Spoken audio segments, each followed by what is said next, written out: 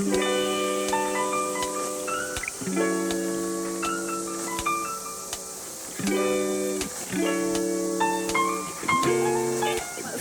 Jim, we are starting some seeds today. Is that true? We're gonna start some seeds, but first we have to mix up a seed starting mix. So we have our new Vego Garden Regenerative Compost here. It is 90% compost and 10% biochar. Why is biochar important, especially for a seed starting mix? It holds moisture, it's an aggregate, so it'll give us some aeration. Perfect.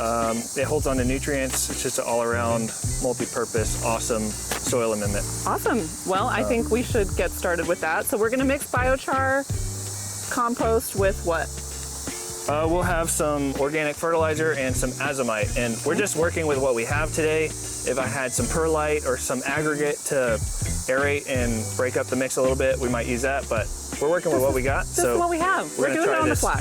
This pure 90% compost, 10% biochar, and a little bit of some amendments, which we'll show you. All right. So I'm gonna open this up. Beautiful. This is pre-screened to 1/4 inch. So it's already a really nice, Ooh, it's so dark. fine mix. Yum. It's ready to go for plug trays. If this was not screened, we would need to get the sifter and screen that. Beautiful. It's a yummy, yummy Looks compost. good. So yeah, exactly, go in and you got clumps, just break them up. You don't want any clumps in there. If you do run across a large stick like this, just toss it out. You don't have to go out of your way to do that, but if you run across it, it's good to toss it out. So we use rock minerals to cover our bases for trace elements that could be missing in our fertilizers or our compost. Azomite's a really good one. It's crushed rock minerals, and this is a granulated version. It comes in a micronized powder and also a pelletized version. I use the powder, and this is a granulated rock mineral.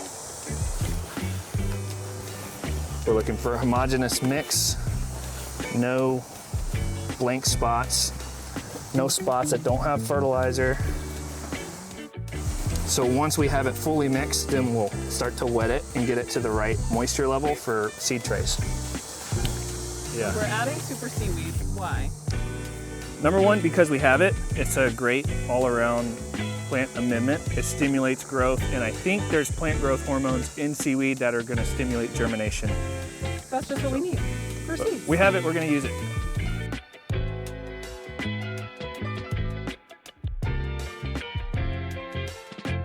With these trays with the open air pruning bottom, you want your mix to be a little bit on the wetter side so it'll stay compacted and not fall out of the bottom.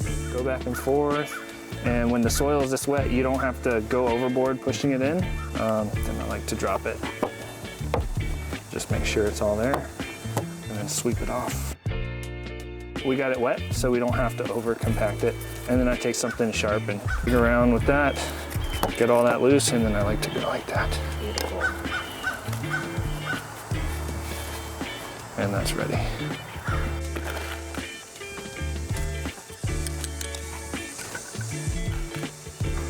All right, so even if we're gonna thin them to a single plant, we're gonna put 2 to 3 seeds per cell because we want each cell to have a good plant. So we're gonna have to thin these. Okay. Meaning once they germinate and get to a certain height, we're gonna take the best one and cut the others away. Okay. So 2 to 3, 4 seeds of each thing, except onions, you want like 6 to 10 seeds per cell in that. Okay. Because we're gonna plant it as a clump. Just a little press. Seed to soil contact is important for germination. We don't want air pockets around the seeds. So just give it a gentle press. Done. Oh, missed one. Okay, we've got things that want to be warmer up here on a heat mat. So that's the collards, and most of the brassicas are up here, cauliflower.